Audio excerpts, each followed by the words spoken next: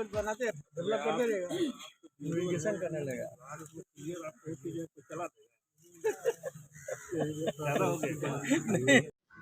रविवार के दिन एक घटना घटी थी कंकड़बाग में ओल्ड बाईपास पर।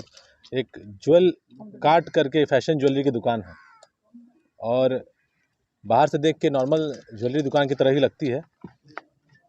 रविवार का दिन था, 26 दिसंबर तिथि थी। 9 बजे रात्रि में हम लोग सूचना मिली थी कि लूट के दौरान एक व्यक्ति को गोली मार दी गई थी।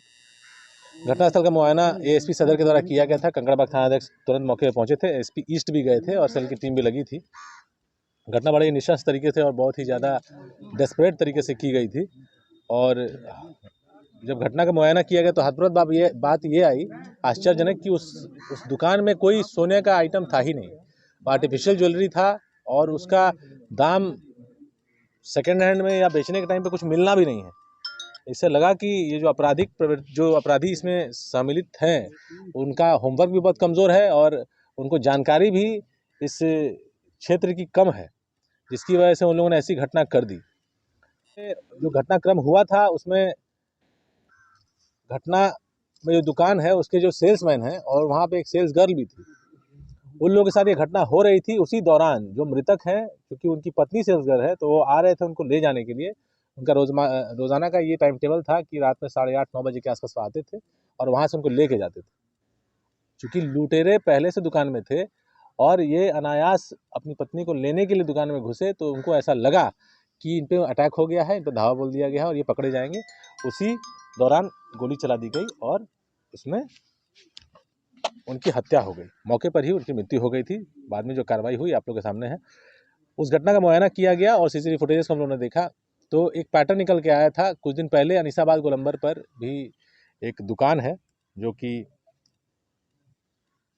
वैष्णवी ज्वेलर्स, वहाँ पर 18 तारीख को शनिवार का दिन था, वो शाम में लगभग 8:30 बजे इसी तरह से घटना घटी थी। हड़बड़ाहट में, डेस्परेशन में वहाँ भी गोली फायरिंग हुई थी और वेशभूषा से, ड्रेस के पहनावे से और हालचाल से, हुलिया से ये आइडेंटिफाई हुआ कि ये वही दोनों अपराधी यहाँ पे भी कार्रवाई कर रहे हैं।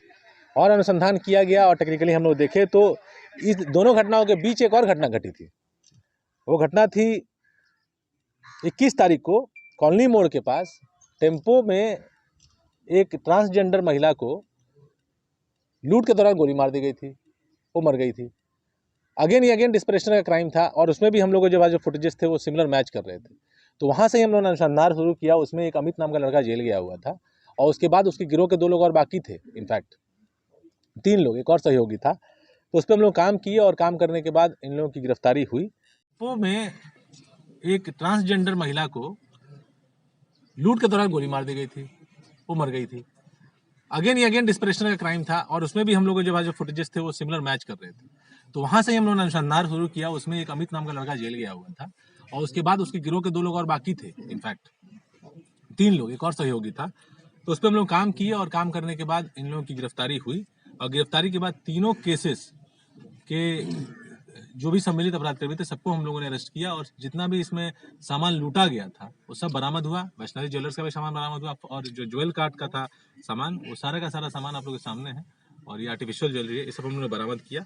ये लोग यंग क्रिमिनल्स हैं लेकिन बहुत डेस्परेट हैं। इनका पुराना इतिहास भी बहुत ही सुसज्जित है। इसमें 2018 में आप लोगों को ध्यान होगा, आप लोग पहले से यहाँ कार्यरत हैं, कंकड़बाग में ही एक सिपाही पे क्विक मोबाइल पे गोली चली थी। अगेन वो यही लड़का मुकेश, यही लड़का था। उस केस के बाद ये लोग जेल गए थे। तो लगभग 40 महीने के बाद ये लोग जेल से निकले हैं। जेल से निकले भी दिसंबर में ही है। कोई दुर्गा पूजा में, दिवाली में निकला है, कोई दिसंबर में निकला। पिछले 1 महीने के दौरान निकले हैं। और निकलने के बाद 18 को पहली घटना, 21 को दूसरी घटना और 26 को तीसरी घटना, 7 दिन में 3 घटना।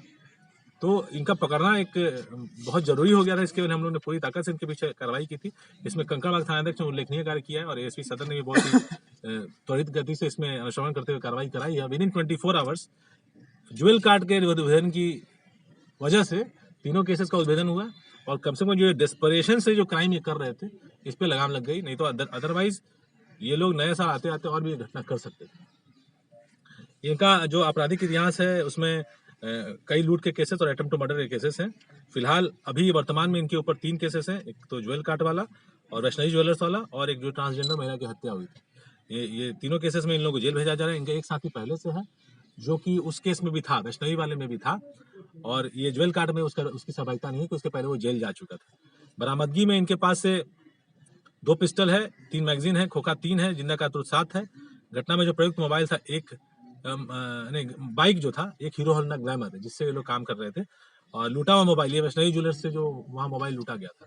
वो और भी घटनाक्रम जो था वो बहुत ही डराने वाला था, क्योंकि उस घटना स्थल पर महिला और बच्चे भी थे, और जिस तरह के डेस्परेट ये लोग क्रिमिनल्स हैं, अगर गोली चलती तो वहाँ और भी जघन्य कांड हो सकता था।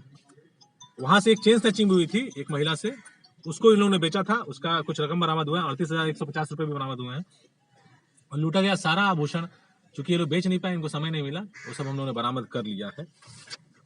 और जो गिरफ्तार अपराधकर्मी है, इनका नाम है शंकर कुमार, ये रहने वाला है धनरुआ का। दूसरा है गणेश कुमार, ये भी रहने वाला धनरुआ का। ये दोनों भाई हैं। घर से ये लोग बिल्कुल लावारिस हैं।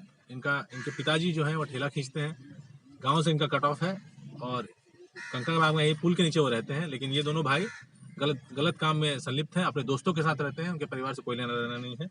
तीसरा अपराधकर्मी कन्हैया कुमार और शाहरुख, ये नवादा का रहने वाला है, ये भी घर छोड़ के भागा हुआ है, और इसका भी घर से कोई लेना देना नहीं है। तो कुल मिला के लोग वैगाबॉन्ड है, डेस्परेट अपराधकर्मी थे।